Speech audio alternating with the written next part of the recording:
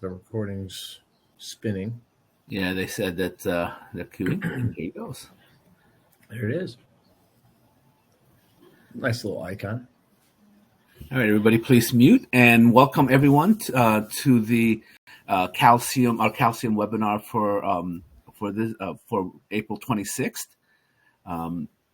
I'm Ray Villar, your host, and as you can see in our slide, we do ask you to use the chat box to let us know where you're joining from, and also what data, analytics, and clients' performance issues are top of mind for you so that our panel of speakers can answer them during our presentation today.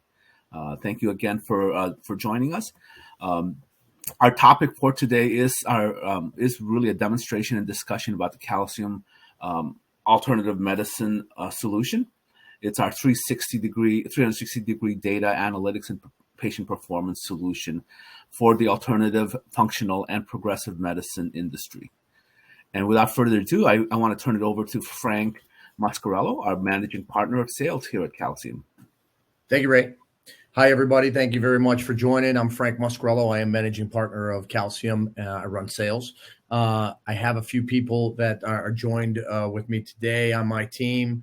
I've got Taylor Cole, who's our client relationship executive, and then Catherine Singer, who is our customer success manager. Catherine will head up the demo and that we're going to be able to tell you or show you today, specifically around HRT. So just to give a little bit of context as far as who we are at Calcium, we're really putting patients, individuals, truly anyone, in control of their healthcare data and thus their healthcare outcomes. That can be data from a variety of sources. That can be data from EMR and EHR information, from Epic to Cerner to Athena, and things that they'll see at sort of their primary care physicians. It could also be anything from patient wearable devices, from about 1,400 different devices today between Apple Watches, Whoops, Oura Rings, etc., all collecting that information down to one central repository via their app, and then ultimately allowing them in a customer-centric way to be able to share that information with really primary care physicians, surgeons, loved ones, really anybody. And today we're going to be talking about specifically around the HRT market and sharing that information back and forth. So the reason that this is important from this particular alternative medicine side is we're converging basically the older data around EMR and EHR information, that clinical information, along with progressive information around hormone replacement therapy, estrogen replacement, and melding those two things together to give a 360-degree view of that patient and then ultimately enhance the patient experience. And so we're going to go through, I think, a series of a live demo here led by Catherine. And I'm going to turn it over to her, and then we're going to go from there. Thank you. Thank you, Frank. All right, so I'm going to share my screen with our solution.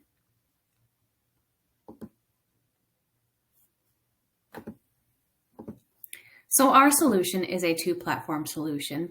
So what I'm sharing right now is currently our patient, our user experience and how they view the information that they'll be interacting with. This is available via the app stores. I have it here on a web browser today, which we also have the accessibility of someone using it on the web browser as well. Typically, we see most people use it on the app, so this is what the view will see today. When they log into Calcium for the first time, they're going to be presented with their registration, their password, email creation. And then once they get into the app itself, they will have a user consent. Now, we do take user consent very seriously with our company, so they will have to consent to having their health data on our secure and encrypted servers.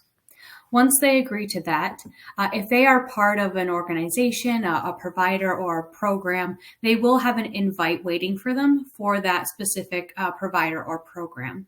Here we can see that I have an HRT pathway because I'm part of an HRT organization and a program.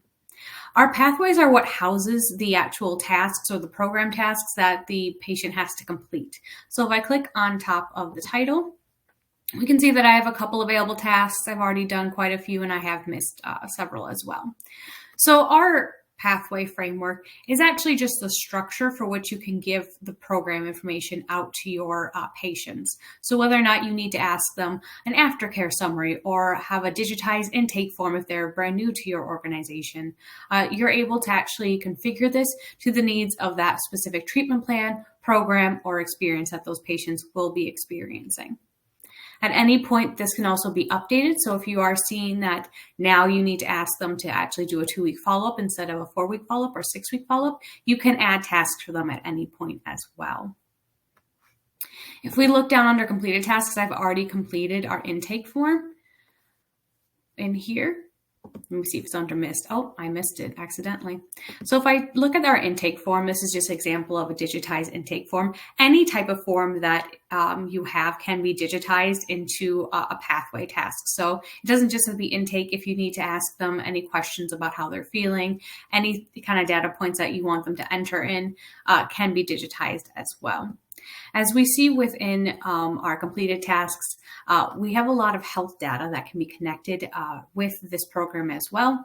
So as you see, I have lots of steps that I've been able to complete. There's heart rate. Anything that you're wanting to track can be a task as well.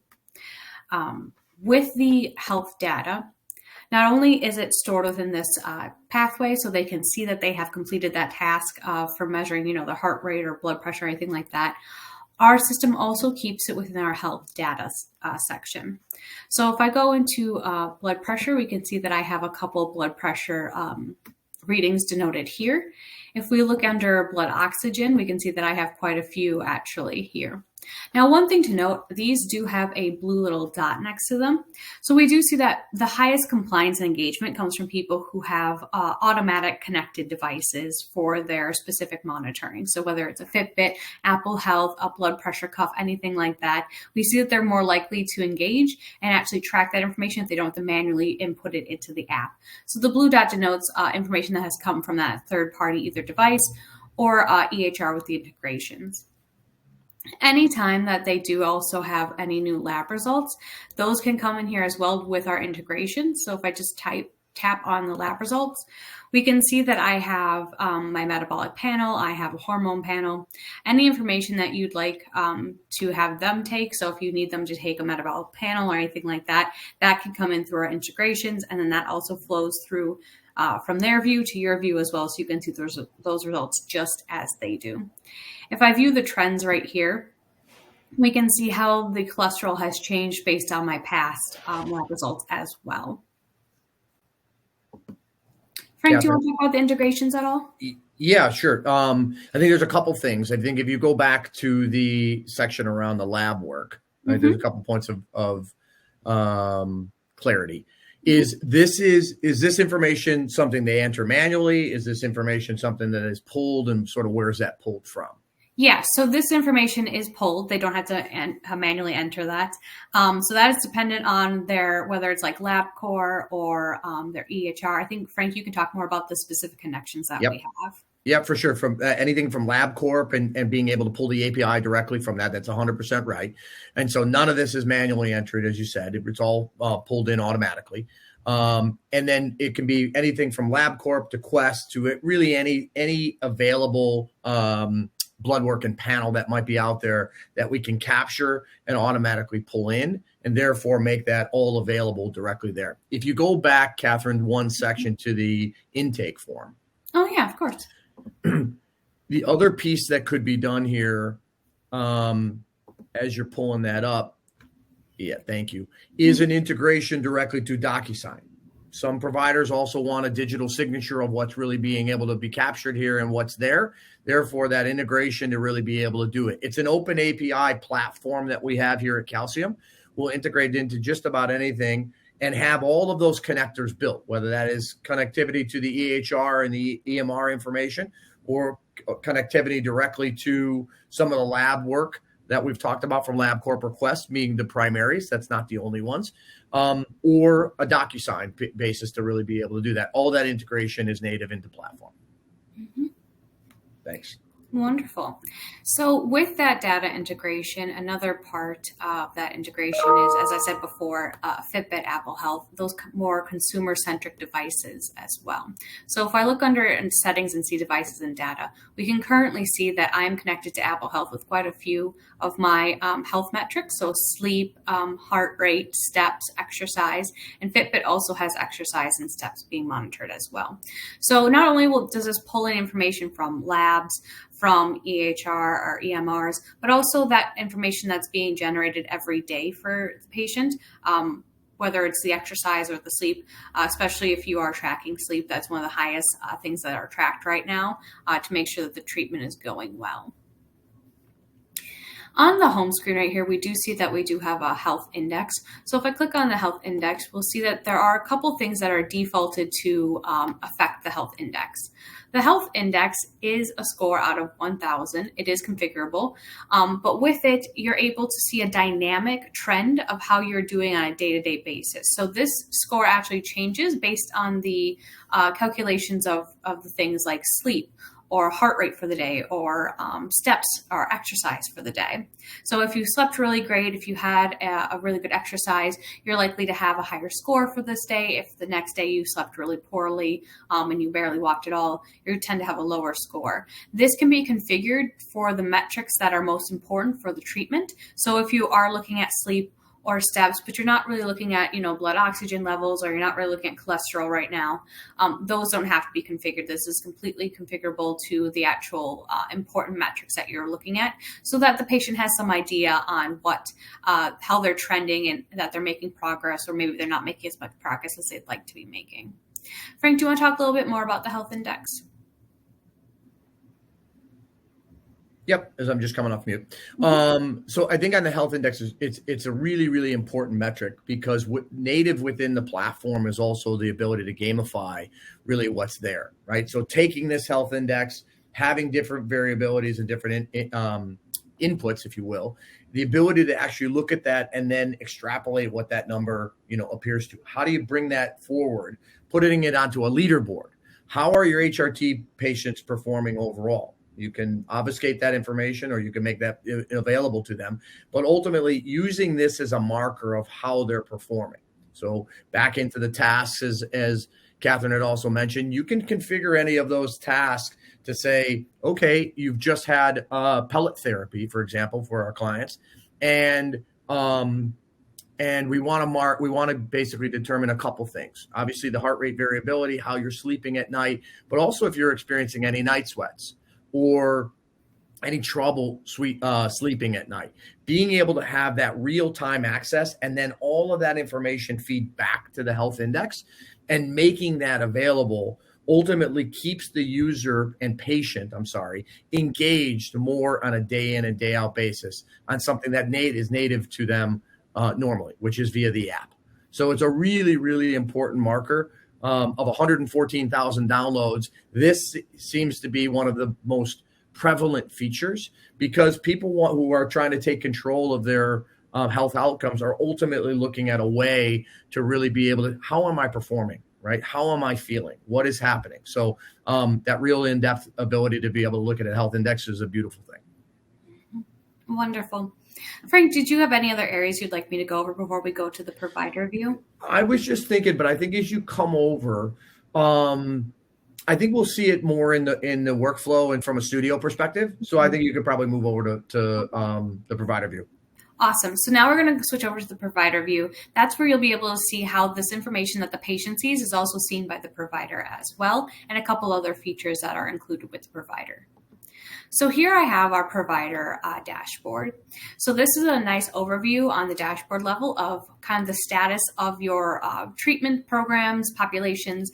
This place is configurable for what you would like kind of a high level view of, whether you want to see if there's specific alerts or invitations, or if there's specific treatments, pathways that you're really invested in watching how that's kind of going and engagement.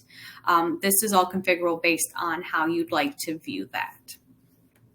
The actual data of the members, though, will be under the members tab.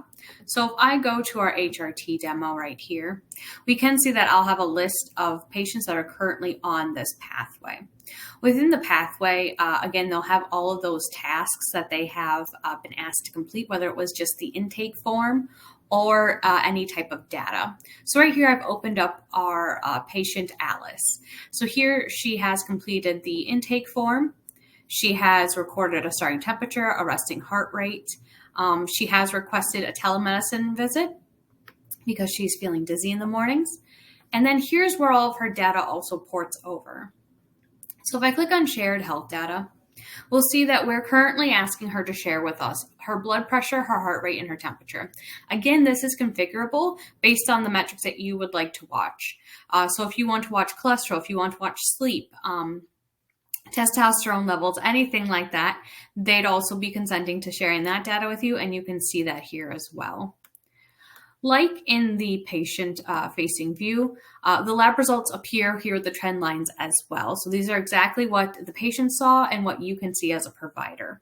The trend lines are very helpful, especially if you know when a patient started their treatment, to be able to see how that trend goes based on treatment.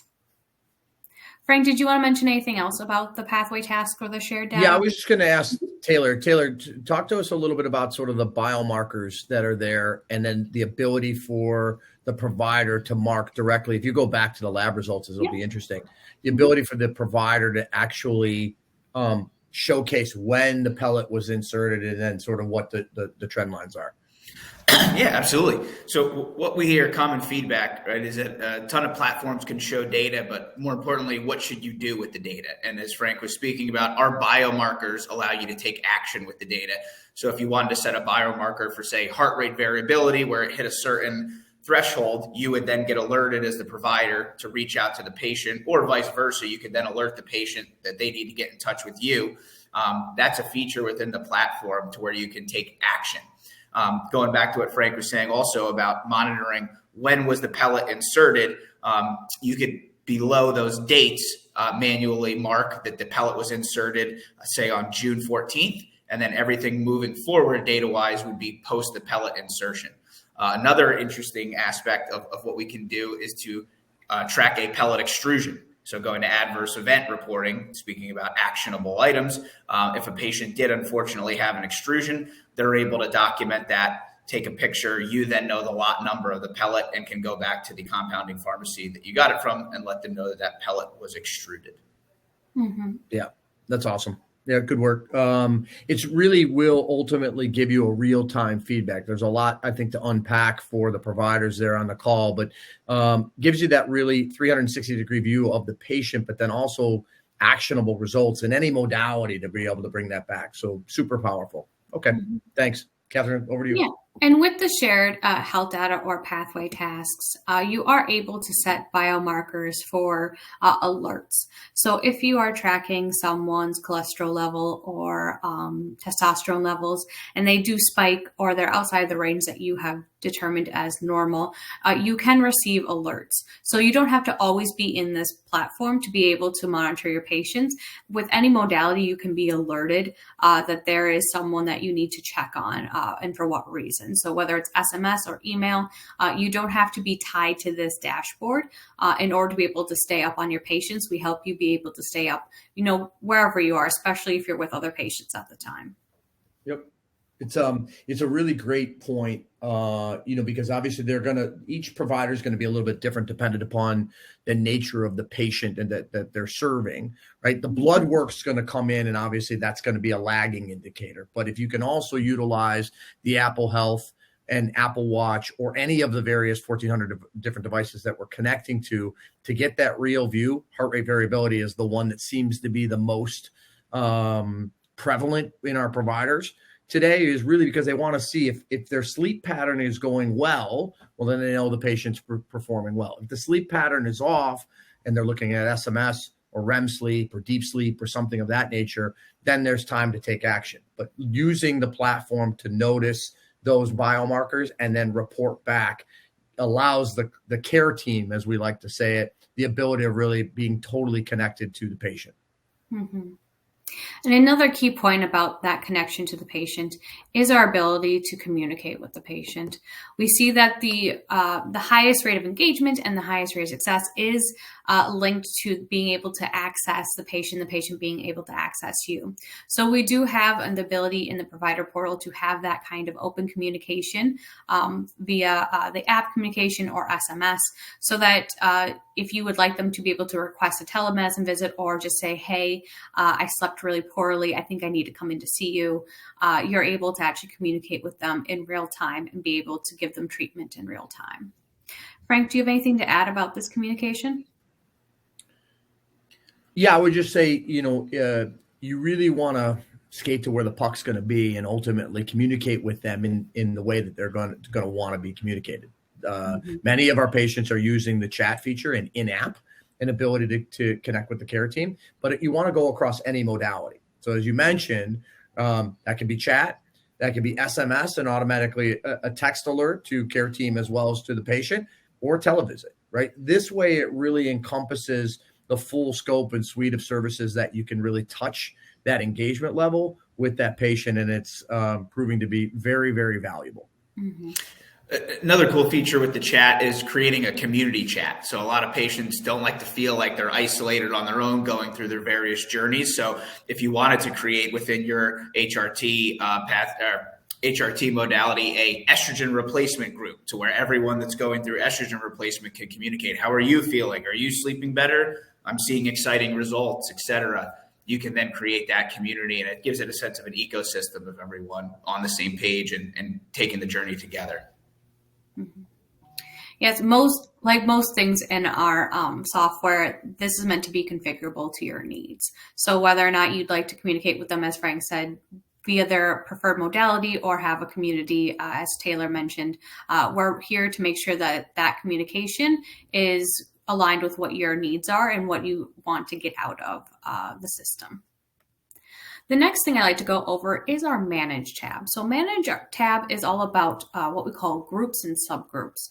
So let's say that you have a specific care team for an HRT program for estrogen or for testosterone, and you only want that care team to be able to see those specific patients, or you just want to be able to segment out your population based on their current treatments. You can segment out your population as you'd like. We do have a feature called limited admin. So if you have someone that's just supposed to see the testosterone replacement therapy people, then they would just be able to see their group and no one else. So if someone else is on a nutrition plan or weight management plan, they would not be able to see those as well. So this is really up to you on how you'd like to configure your patient base and who you'd like to allow access to see certain amounts of information from each type of base. Do you want to add anything, Frank or Taylor? No, I think you covered off on it. I mean, I think it's a good feature, especially when you're building different pathways for different clients and different patients. I'm sorry.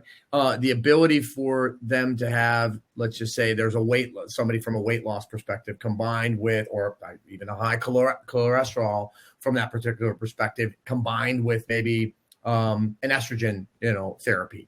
So giving that ability to have a hierarchy and then ultimately manage them all the way through, and only certain members of the care team can see them and can treat them appropriately. So it's a good feature and one that I think our clients really, really enjoy because they can set up different sort of parameters of how they're going to engage. Yeah, they really do.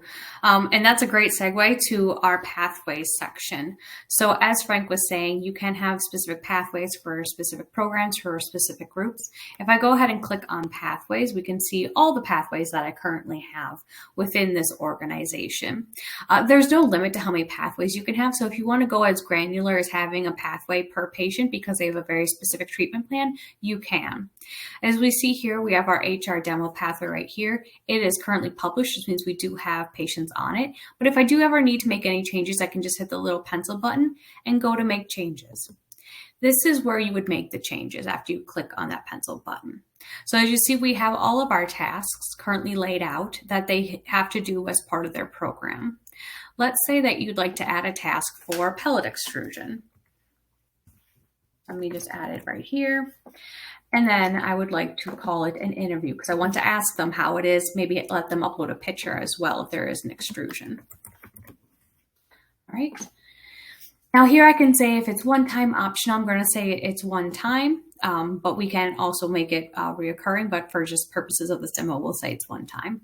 If I wanted to make it reoccurring or just available at all time, I could change the parameters as well, change if there's a reminder for it, type of contact method, whether it's push notification or email or SMS. And then I can also let them know once it's available. But for right now, we'll just do one time. I'll hit save. And then we'll see here on the screen that now I have that new task, but it's highlighted in red. This means that I've created it, but there's nothing in it right now. So if I were to try to publish this pathway now, it wouldn't let me because we currently don't have anything tied to this task. To edit the steps or the screens within it, I can just hit steps right here. And I'm able to go ahead and add certain questions or other content type. There's a lot of different content types that you can just add automatically. So we see typically for like a pellet extrusion, you'd want to ask maybe for a file upload so they could take a picture of the site, a date of when they first noticed it, or any type of text saying, you know, it feels really hot, I'm uncomfortable, I started seeing a change 2 days ago, something like that as well. So I'm just going to put in a file upload question right here and say picture of extrusion. All right, and you can say whether or not you want them to be able to skip it or if they have to actually take the actual question and submit the photo. So we'll say that this is just picture right now and hit save. So with this, we'll be able to see a little preview of it as well. And let me go ahead and just add another page where we ask them the date of extrusion. And date label can just be extrusion and date of extrusion. All right. So then if I save this again and I hit the little eye icon, we'll be able to see both of those tasks that I just made, both of those screens. So right here is the picture. So they can take it straight from their phone, or if they're on desktop, they can take it from their files on their desktop as well. They can take multiple pictures, especially if you want to get multiple angles of it. We allow up to 5 files to be uploaded in one given file upload. Additionally, I'm just going to go ahead and let me see.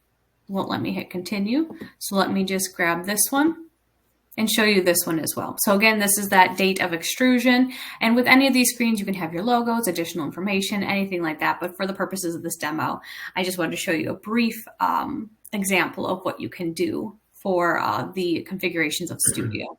So if I said, you know, yesterday was the date of my extrusion, then I'd be able to submit this as well. Any of the information, again, that people are submitting via the pathways does show up on your provider portal under the pathway tasks. So you'll be able to see that image that they submitted and you'll be able to see the date of which they said that the extrusion happened. All right, and if I go back out to tasks, we can go ahead and see that now it's happy that I have at least 2 screens and I could publish this if I wanted to. If I already have my patient inside this pathway, what will happen is that it will just auto update and now they'll have this brand new task available for them to complete as well. Frank, do you want to go over anything else with Studio? No, I think a couple things. The name of this application is Studio, right? Mm-hmm. And think of that as the workflow editor, as Catherine really sort of went through. Mm-hmm. But as a provider or even as a distributor from an HRT perspective, imagine the power of what she just showed, right? Which is the ability to actually, for the first time, really be able to capture the information around the pellet extrusion, right? The patient is actually taking a picture and then tying that information back to the lot number of the compounding pharmacy. So all of that is completely configurable around what's needed. But what it ultimately does is ties the patient back to the brand from an efficacy perspective. And then as well also shows that from a pellet and an issue around a compounding pharmacy.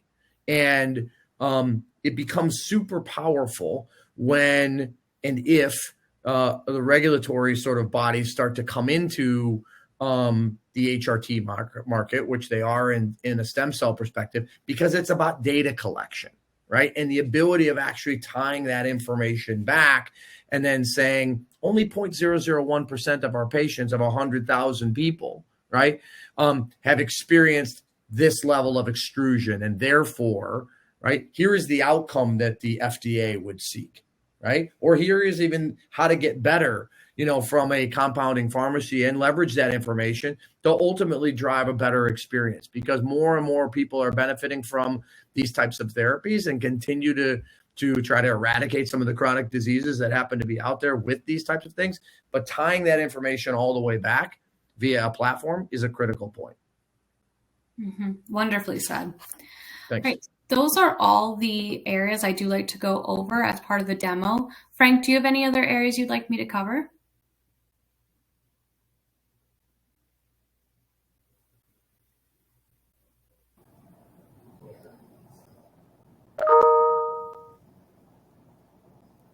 No? Okay, I think we can open it up to questions then.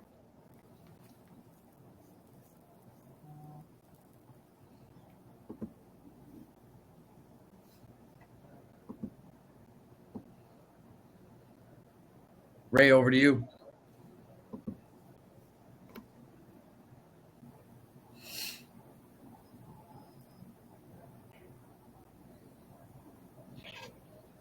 Let's look. Well, I know there were some questions that came in via chat. Maybe I can help. Sorry about Ray, that. you there? Yeah, sorry about that. I was muted. And yeah, thanks. Thank you, Catherine, for a great demo. We did solicit some questions from our registrants ahead of time, and we actually we received 3 questions that I think would be good for all of you. And let's kick it off with kind of more in a general sense. How can you explain how you're helping the functional medicine space with this solution? Taylor, you want to start off, or you want me to? Yeah, no, absolutely. So what our platform is able to do, because it's so robust in all the areas it can pull the data from, whether that be the wearables, EHR, EMR, lab work. When we say lab work, I mean, remember too, not just the lab work that they're getting with you all at your practices, but any previous lab work that they had.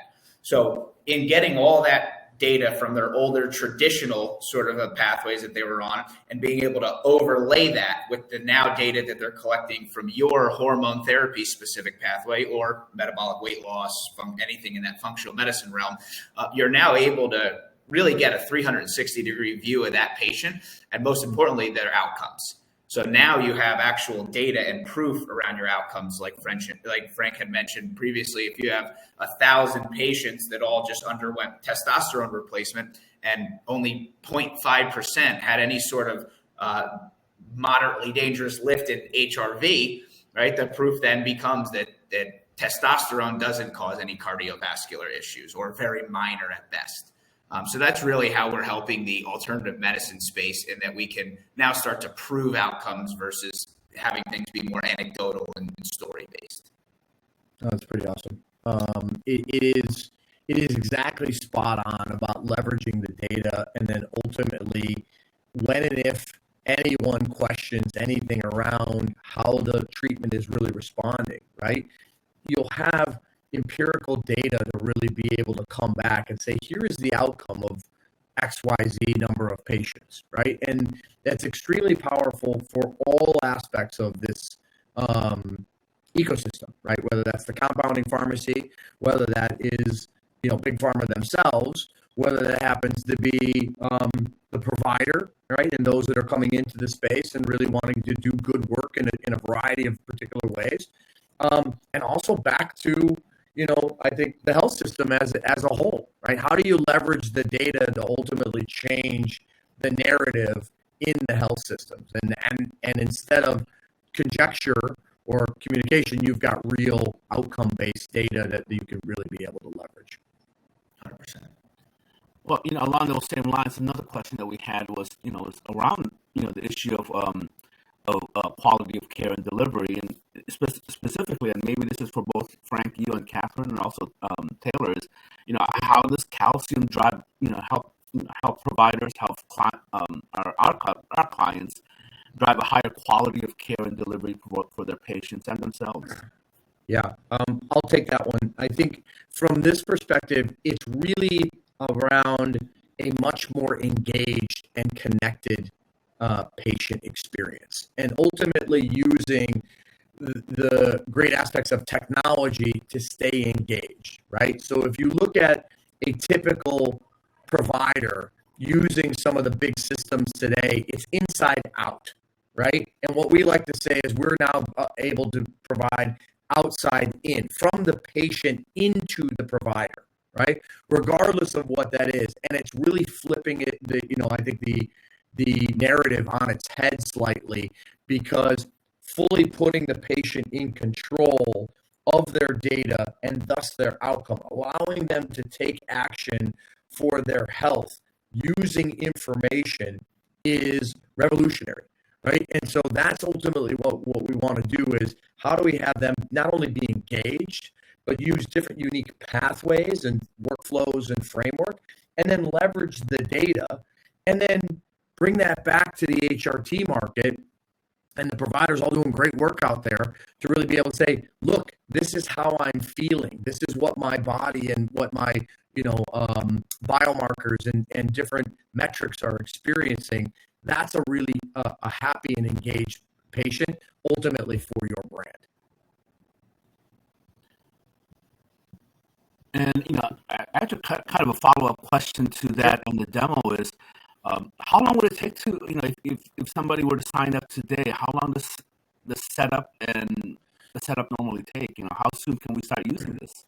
You don't want to ask sales that question because that's a loaded question, and I've got a CS leader on the call where I'm going to put the pressure on her. If we said it's 24, 48 hours, right? It is. Put it this way, Ray. It's an excellent question because we've got the frameworks built out. They can be live in a short amount of time, right? Rolling live with HRT pathways is relatively easy and rudimentary. Typically, companies are going to be live within 48, 72 hours to really be able to utilize this. If there is other configurations that are needed in the pathways, different things that they're going to want to, that are specific to their needs, right? Could take 2 weeks. To really be able to do that could take 30 days, depending upon how elaborate they want to do. If they want to bring in a lot of videos, a lot of, different PDFs, a lot of digitizing of forms that they already have. It depends on where the provider is in the maturity spectrum that kind of allows them to do that. But the real question, and you're right, how fast can they see value, right? And it's as soon as that first invite goes out to that patient and they're engaged with their brand in a completely different way, that speed to value is instantaneous. That's great. And the final question kind of shifts it from quality of care to quality of the data. Is the data that the calcium solution collects and aggregates and manages and organizes, is that sufficiently high enough quality that they'll be useful for regulatory requirements we face today and in the future? It's always a garbage in, garbage out type of scenario, right?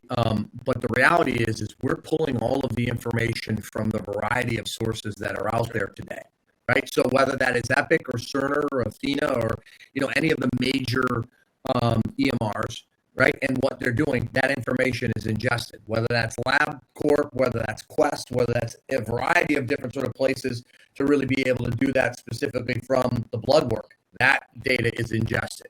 Whether that is the patient-generated devices and 1,400 different devices, that data is ingested. So I think what it really is, it's the combination, Ray, of the aggregate, and I love that question, actually.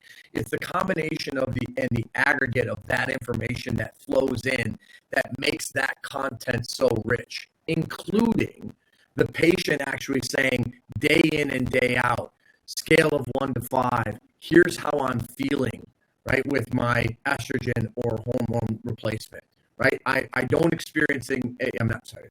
not experiencing any night sweats anymore, right? Or my activity level is a 1 to 5 or 1 to 10, right? And then giving that holistic view, package that up, is we think one of the most powerful forces to really be able change healthcare and make it better for those that really want to, enhance their quality of care by putting the individual in control of that. That's the best way to have all of the data, because it's going to come from a variety of sources, and it's going to continue to come from a variety of sources. That's great to hear. Great to hear. Well, Frank, you want to start kind of wrapping us up for today? Yes. So a couple things. Thank you so much for everybody. We really appreciate it. Catherine and Taylor, thank you very much as my co-host to really be able to do it. Catherine, beautiful job as always. If you want to get back, Ray, if you could go back one slide, if you want to get in touch with us, thank you. I would just reach out to Taylor. All of Taylor's information is here, including his cell phone and LinkedIn and email. We will be at A4M this week and continue to be out there. And we would love to really be able to answer any questions. You can message him directly and certainly run on a live demo more tailored and configured for some of our great providers that happen to be out there. So we look forward to talking to everybody. Absolutely. Cool. Great. All right. Well, thank you, everybody. And again, thank you so much, team. And we'll see you all at the next webinar next month. Thank you, Ray. Thank you so much, everyone. See you, everybody.